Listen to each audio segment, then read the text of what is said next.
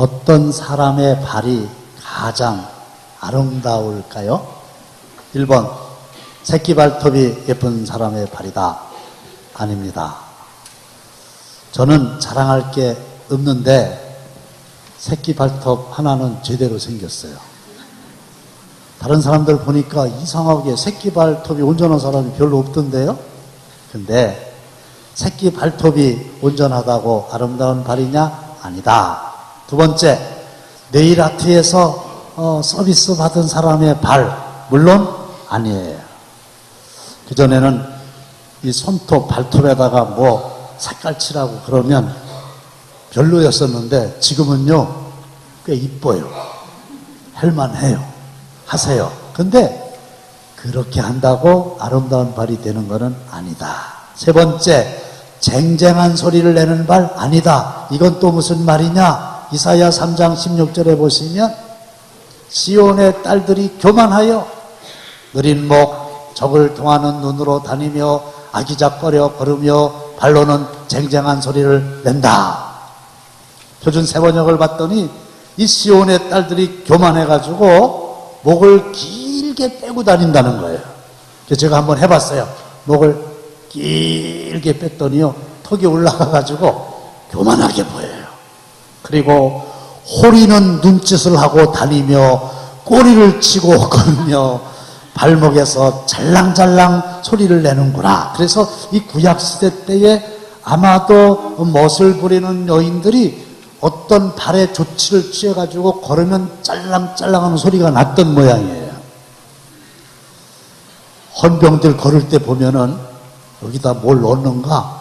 실제로 이런 소리가 들리는데 그렇다고 아름다운 발이냐? 아니다 이거죠. 그러면 하나님께서 정말로 가장 아름다운 발이라고 가르쳐 주신 게 있는데 그게 뭘까요? 15절 다 함께 시작! 아름답도다 좋은 소식을 전하는 자들의 발이요.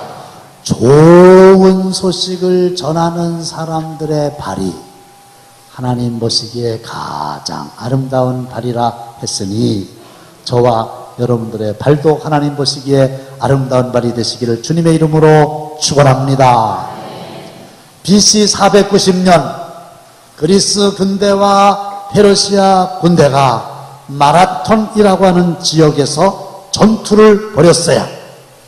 그때 승전 소식을 전하고자 마라톤에서 그리스의 수도 아테네까지 42km 이상을 단숨에 달려온 병사가 있었어요. 바로 저 병사입니다. 그리스가 이겼다!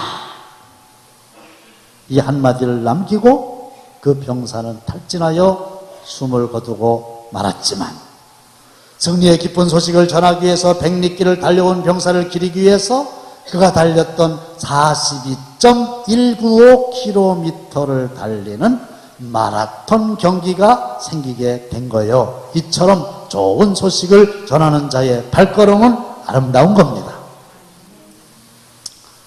실제로 있었던 일인데 같은 지방에 목회하는 목사님이 있었는데 이 친구 목사님은 긍휼이 풍성하신 분이에요. 불쌍한 사람은 그냥 보고 지나가지를 못해요. 근데 그 친구 목사님하고 저하고 자주 가는 음식점이 있었어요. 새우탕 잘하는 집이었어요. 근데 그 집에 할아버지 한 분이 뒷방에서 죽어가고 계세요. 사연을 알아보니까 친아버지가 아니에요. 월남하셨어요. 그래가지고 이 집에 붙어서 그냥 혼자 몸으로 젊었을 때부터 쭉 사셨는데 이제 나이가 많아가지고 병들었음에 그 집주인이 아들이 아님에 그냥 방치하는 거예요. 이 친구 목사가 가만히 있을 수가 없잖아요. 그러니까 가서 설득을 해가지고 그 어르신을 성모병원에 입원을 시키는 거예요. 병원비는 안 들어요. 문제는 새벽기도 마치고 사모님하고 목사님하고 번갈아 와가지고 24시간 간병을 하느라 목회를 못해요. 그리고 탈진돼 가요. 그걸 제가 잘 아는 터라 어떻게 하면 도와줄 수가 있을까 기도하다가 새벽기도 시간에 이런 얘기를 했어요. 그랬더니 권사님 한 분이 100만 원을 가지고 오셨어요. 목사님, 이 돈을 그 배목사님이라고 하는 분에게 전해주셔서 이 돈으로 간병인을 사서 간병을 하게 하고 치료비도 필요하면 좀 보태고 돌아가시는 장례 비용으로 쓰세요. 이제 제 돈은 아니지만 그 배목사님에게 이제 그 돈을 전해주려고 전화를 했어요. 목사님, 오늘 좀 만납시다. 내가 목사님 집으로 갈게요. 기쁜 소식이 있습니다. 그랬더니요, 실화라니까 그 배목사님이 전화기 저편에서 기쁜 소식이라니까 뭐라는지 아세요? 뭐 누가 돈 한 100만 원 준디야? 액수를 딱 맞추는 거 있죠. 그래서 저는 생각하기를 하나님이 그 배목사님에게도 역사하셨고 돈을 가져오신 권사님에게도 역사하셨다 이렇게 생각합니다. 내 돈도 아니에요. 그냥 전해준 돈을 가지고 그 목사님 댁에 가는데요, 이 기쁜 소식을 전하러 가는 나의 발걸음이 얼마나 가볍고 신나고 즐거운지. 그런데 하나님은 기쁜 소식을 가지고 가서 전하는 사람의 발걸음이 가장 아름답다 했는데, 그리스가 이겼다! 이 소식은 그리스 사람들에게는 좋은 소식이지만 페르시아 사람들에게는 가슴이 철렁 내려앉는 나쁜 소식입니다.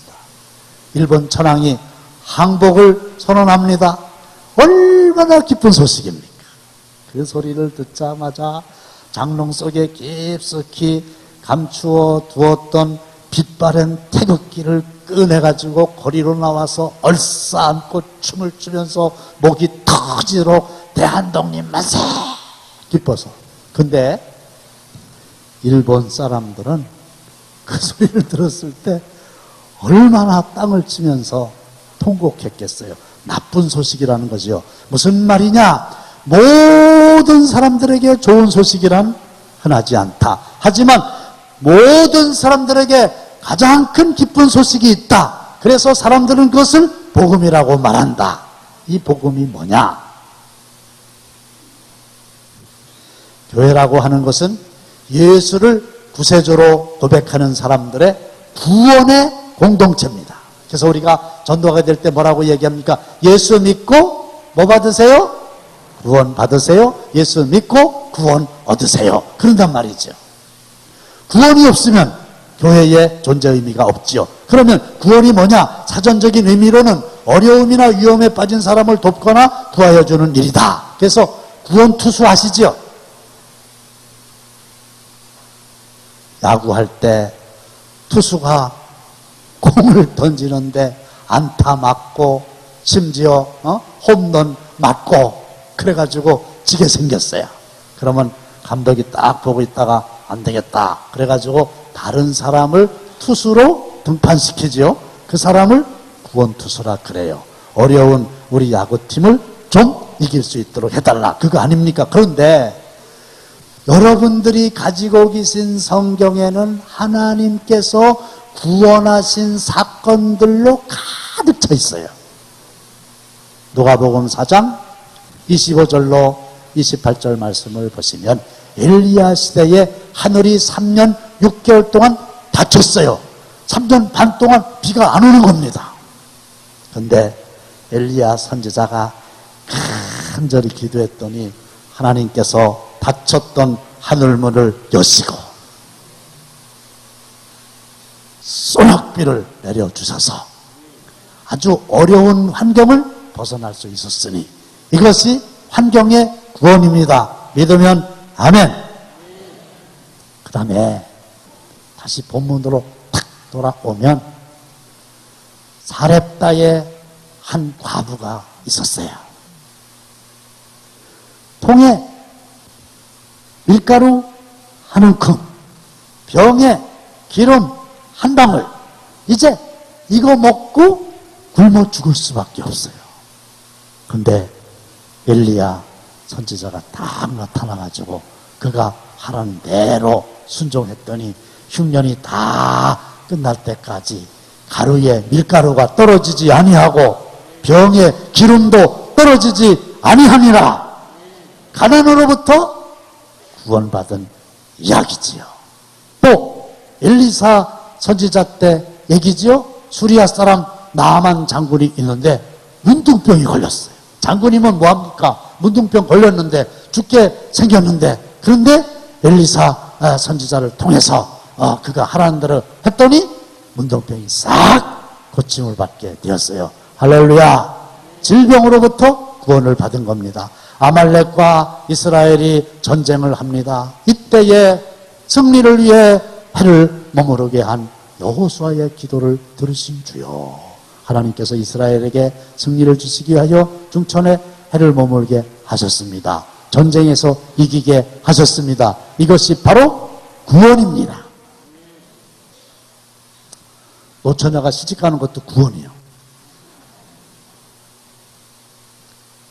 또 신약으로 넘어오면 구원에 관한 말씀이 얼마나 많이 있는가. 물이 변하여 포도주 됐네. 잔치가 열렸는데 포도주가 떨어졌어요. 예수님께서 물로 포도주를 만들어 주셨어요. 이게 위험한 지경으로부터의 구원입니다. 거친 파도가 잔잔해졌네. 배를 타고 가는데 파도가 막 집채만한 게 몰려옵니다. 무섭습니다. 두렵습니다. 하나님이 잔잔하게 해주셨습니다. 이게 구원입니다. 죽은 나사로가 살아났다네. 이거 죽음으로부터의 구원이죠. 그런데 신약성경, 구약성경 통틀어서 가장 큰 구원이 있으니 그것은 뭐냐? 하나님의 심판으로부터의 구원이니. 히브리서 9장 27절 다 함께 시작. 한번 죽은 것은 사람에게 정해진 것이요 그 후에는 심판이 있으리니. 한 번 죽는 것은 사람에게 정하신 것이다. 꽃은 피어도 곧지고 사람은 나도 이윽고 죽는다. 이 허무한 법칙은 생명 있는 것들에 피할 수 없는 운명이니라. 고타마 시타르타가 한 말이에요. 부처님이 하신 말씀이에요. 다 죽어요. 근데 문제는 그 후에 뭐가 있다고요? 심판이 있어요. 누가 심판하십니까? 하나님이 심판하십니다. 누구를 심판하나요? 모든 사람을 다 심판하십니다. 언제 심판하나요? 죽은 이후에 심판합니다. 심판의 내용이 뭡니까? 천국이냐 지옥이냐 둘 중에 하나라는 말이에요. 그런데 요한복음 14장 6절 말씀을 보시면 나로 말미암지 않고는 아버지께로 올 자가 없느니라. 누구든지 예수를 믿지 아니하면 하나님 아버지가 통치하시는 천국에 들어갈 수가 없느니라. 바꿔서 말하면 누구든지 예수를 믿으면 천국의 백성이 되느니라. 할렐루야. 이게 가장 큰 구원이죠. 그래서 이것을 우리는 복음이라, 곧 뉴스라, 좋은 소식이라 그렇게 말을 하는 겁니다. 스위스 태생의 정신과 의사 엘리자베스 큐블러로스라고 하는 사람이 있었어요. 이 사람이 신실하게 예수를 잘 믿던 사람들 중에 기사 회생한 2,500명을 만나서 인터뷰합니다. 숨이 돌아올 때까지 어떤 체험을 했습니까? 대답은 다양했지만 세 가지의 공통점이 있었어요. 이것을 우리는 임사체험이라 그런다고 그랬죠. 첫째, 의식과 육체의 분리. 소생자들은 죽는 순간 자기 가족이 우는 모습, 의사가 사망을 선고하는 광경을 확실하게 보았다고 대답했다. 둘째, 누군가가 곁에 와서 도와주려고 하는 것을 분명히 느낄 수가 있었다. 그래서요, 하나님의 심판대 앞에 재판장인 하나님이 계시고 죄인인 우리가 있고 저 죄인에게는 벌을 줘야만 된다는 검사의 역할을 하는 마귀가 있고 아닙니다. 용서해 주셔야 됩니다. 벌을 주시면 안 됩니다. 이렇게 변호해 주시는 변호사 성령님이 계신 줄로 믿습니다. 그리고 세 번째, 빛과 충만감, 사랑과 은총으로 가득한 빛에 감싸여 그 빛의 원천을 향해 가려는 순간 숨이 돌아왔다. 제 얘기가 아니고 박사님의 2,500명 인터뷰한 결과예요.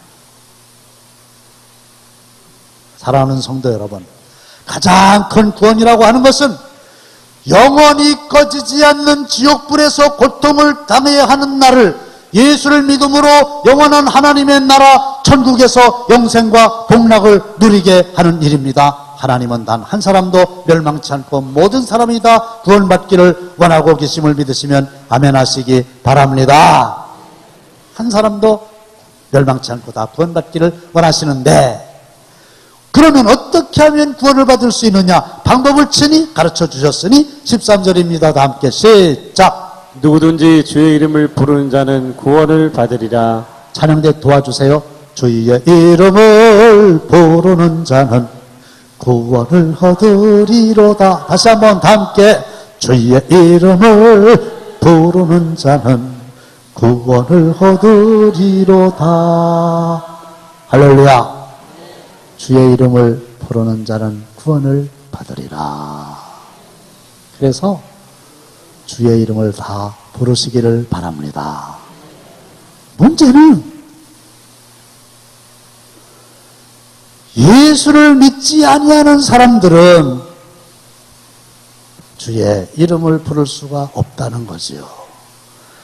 14절이 나오면 얼마나 좋겠어요. 그런데 믿지를 않는다면 주의 이름을 부를 수가 없는 거예요. 그러니까 믿어야 되지요. 그런데 듣지 않은 사람이 어떻게 믿을 수 있겠냐 이거예요. 그러니까 들어야지요. 근데 들으려면 누가 있어야 돼요? 전파하는 사람이 있어야지요. 그래야 듣지요. 목사님도 예수 믿으시죠? 네. 그러면 누가 예수 믿으라는 말을 전해 주었겠죠? 누가 하셨어요? 어머님이. 보세요. 여러분들도 다 마찬가지예요. 누군가가 말씀을 전해 주었단 말이에요. 그러니까 믿었지요. 믿었으니까 주의 이름을 불렀지요. 주의 이름을 부르니까 구원을 받았죠. 할렐루야. 그래서 디모데후서 4장 2절에 보시면 너는 말씀을 전파하라. 때를 얻든지 못 얻든지 항상 힘쓰라. 그래서 내가 오늘 예수를 믿은 것은 과거에 누군가가 나에게 한 번도 아니고 몇 번씩 예수를 믿으라고 권했기 때문에 믿게 된 거잖아요. 근데 그냥 사람 만나자마자 예수 믿으라고 그러면 안 된다고 그랬죠. 왜? 밭이 아직 길갑니다. 돌밭입니다. 가시떨기 밭입니다. 그러니 사랑하고 관심 가지고 돌보고 지속적으로 관심을 가지고 그 마음을 뭐로? 옥토로 잘 만든 다음에 씨를 뿌려야 되는 거예요. 저하고 이름이 똑같은 분 얘기는 안 한다고 그랬는데요. 또 하고 싶어서 할게 용서하세요.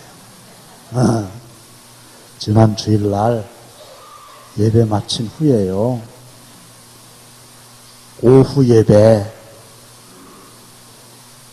드리기 직전에 제 사무실에 치킨 2마리가 배달됐어요. 그 양반이 치킨 2마리를 시키지도 않았는데 공짜로 보내주셨어요. 그래서 한 마리는 제가 감사기도 한 다음에 먹었고, 또 한 마리는 성경 퀴즈 대회 때 문제도 아니요. 뭐가 문제였냐면 제 휴대폰에다 제일 먼저 전화해가지고 연결된 사람, 강선아 권사님이 제일 먼저 연결해가지고 치킨 한 마리 거기 줬잖아 내가. 그랬더니 그날 중등부교사들이 단합대회 가는데 잘 잡섰어요. 그리고 조금 있다가요 나한테 편지를 보내오셨어요. 나 그건 왜 그러시나 몰라. 아니 내가 초청장을 줘야 되는데 본인께서 먼저 나한테 편지를 주시면 어떡하라는 얘기야. 근데요 말씀을 전하면 열매를 맺어요. 그렇죠? 관심을 가지면 마음이 열려요. 근데 그분만 정해놓고 목을 맬 수가 없잖아요. 큰일 날 수도 있잖아요. 못 오시면. 그래서 제가 제하고 제 아내하고 다른 분을 또 정했다고 그랬죠? 지난 주간에 저하고 제 아내하고 그 다른 분들 찾아갔어요. 그래갖고 잘 말씀드리고 점심을 우리가 대접하겠다고 그래가지고 저 중국집에 가가지고 점심을 잘 대접했어요. 그때 이분이 교회를 나오신다고 그랬어요. 두 분. 한 분은 경상도에 사시는 얼마 전에 시골으로 다 이사 오신 40대 초반의 남성분이시고 또 한 분은 저 서산에 사는 평생 교육사예요. 원광대학교 국문과 나왔대. 교회 나오시겠다는 거예요. 이번 주간에는 그 두 분들 이제 다시 만나가지고 집을 확인하려고 그래요. 그리고 커피를 이제 마시기로 약속했어요. 그날 이렇게 했어요. 그래가지고 어떻게 하려고 그러냐면 10월 28일 날 21일을 지나게 되면요, 저도요 얼른 설교하고요 그 집에 가갖고 안 온다 그러면 죄송합니다, 팔을 비틀어서라도 끌고 오려고 그래요. 그래야 될 거 아니에요. 이게 사람의 말도 힘이 있어요. 근데 하나님의 말씀은 생명이 있어서 반드시 열매를 맺습니다. 여러분들 오늘 바쁘시더라도 집에 가실 때 교회 정문 옆에 예쁜 그 석류나무 있죠? 안 보이세요? 작년에 비해서요 갑절이나 이쁜 석류가 대롱대롱 매달려 있어요. 얼마나 이쁜가 몰라요. 이게 왜 작년에 비해서 갑절이나 더 많은지 아세요? 제가 드린 말의 힘이요. 제가 그 전에 이런 말 한번 했어요. 여러분, 교회에 있는 이쁜 석류를 사람이 안 본다고 몰래 따가면 됩니까? 따가면 안 됩니다. 근데 설마 당진 감리교회 성도들이야 자기들이 다니는 교회에 석류를 따갈 리가 있겠습니까? 모르긴 몰라도 아마 천주교인들이 따갈 겁니다. 제가 그랬잖아요. 근데 천주교인들이 그 얘기 들었나 봐요. 안 와요. 안 따가요. 안 따가요. 이 사람의 말도 말이 씨가 된다는 말이 있잖아요. 씨는 열매를 맺게 돼 있어요. 반드시 결과를 가져오게 되는 거예요. 사랑하는 성도 여러분, 여러분들 전도 대상자들의 마음밭을 옥토로 만드시고 생명의 씨 하나님의 말씀을 전파하셔서 하나님이 100배로 열매 맺게 하시는 은혜를 덧입어서 간증케 되시기를 주의 이름으로 축원합니다. 그러면 마지막으로 어떤 사람이 말씀을 전파할 수 있습니까? 15절입니다. 다 함께 시작. 보내심을 받지 아니하였으면 어찌 전파하리요. 불신자의 구원에서 우리가 간과하지 말아야 할 가장 중요한 사실은 하나님께서 복음 전파할 자를 보내셨다는 사실입니다. 전도의 출발점은 하나님의 보내심입니다. 하나님은 복음을 전파하라고 예수님을 이 땅에 보내신 거예요. 그래서 인자가 온 것은 잃어버린 자를 찾아 구원하려 함이니라. 예수님이 하나님의 보내심을 받아서 이 땅에 오셔가지고 잃어버린 자를 구원하시는 일을 하신 겁니다. 예수님도 복음을 전파하라고 제자들을 파송하셨습니다. 시작. 주께서 따로 70일을 세우사 친히 가시라는 각 동네와 각 지역으로 두씩 앞서 보내시며 또 예수님께서는 70명을 세우셔갖고 2명씩 짝을 지어서 35조 복음을 전하라고 각 동네와 각 지역으로 보내신 거예요. 성경에 보면 사도라고 하는 말이 나와요. 아포스텔이라고 하는데 보내심을 받은 자다 그런 거고요. 장로님들 잘 들으세요. 장로님들은 지방회로부터 당진 감리교회로 뭘 받으셨죠? 파송을 받으신 거예요. 파송이 뭐요? 보냈다. 누가? 하나님이 보내심을 받은 거예요. 근데 아까 우리 찬송할 때 보내주소서 보내주소서 뭐 그런 찬송했잖아요. 근데 난 그 찬송 부르면서 혼자 생각했어요. 언젠 뭐 안 보냈나? 하나님이 가라고 매주 말씀을 통해서 하는데 저희들이 안 간 거지. 그러니까 여러분들 이제 본에 쭉 서서 이렇게 찬송하지 말고 이제 가겠습니다 이렇게 찬송하시기를 바라요. 본에는 가면 되지 뭘. 근데 아직까지도 끝까지 누가 이기나 보자 그러고 꼼짝도 안 하고 계신 분들이 계십니까? 하나님이 가라고 명하시는 거예요. 보내신 자가 없으면 누가 가서 말씀을 전파하겠느냐. 말씀을 전파하지 않으면 누가 믿음이 생기겠느냐. 믿음이 안 생기면 어떻게 주의 이름을 부르겠느냐. 주의 이름을 부르지 않는다면 누가 구원을 받겠느냐. 그러니 내가 너희를 보낸다. 전도의 출발점은 하나님이십니다. 마지막 예수님의 지상명령 마태복음 28장 19절로 20절 시작. 그러므로 너희는 가서 모든 민족을 제자로 삼아 아버지와 아들과 성령의 이름으로 세례를 베풀고 내가 너희에게 분부한 모든 것을 가르쳐 지키게 하라. 예수님께서 승천하시기 직전에 겟세마네 동산에 감람산 동산에서 500여 명의 제자들에게 말씀하셨어요. 너희들은 가라. 어디로? 모든 민족에게로. 내가 분부한 모든 것을 가르쳐 지키게 하라. 그 다음에 딱 넘어가면 볼지어다. 내가 세상 끝날까지 너희와 항상 함께 있으리라. 이게 뭔가 아세요? 복음을 가지고 내가 파송하니 나아가라. 명령하시고 그 다음에 바로 약속하시기를 내가 세상 끝날까지 너희와 항상 함께 있으리라. 이 말은 주님의 보내심을 받아 생명의 말씀을 가지고 세상에 나가는 자들과 우리 주님은 영원토록 임마누엘 동행하시고 함께 해주시는 줄로 믿으시기를 바랍니다. 그리고 하늘의 풍성한 상급을 약속하셨어요. 많은 사람을 옳은 대로 돌아오게 하는 사람은 하늘의 별과 같이 빛나리라. 하늘의 스타가 되게 하리라. 결론이 뭡니까? 보냄을 받았으니 가서 말씀을 전파하면 그들에게 믿음이 생기고 믿음의 사람은 주의 이름을 부르고 주의 이름을 부르는 자는 구원을 얻게 된다. 그래서 앞으로 남은 21일 동안 아름다운 소식, 즉 복음을 전하는 아름다운 발의 소유자가 다 되시기를 주님의 이름으로 축원합니다.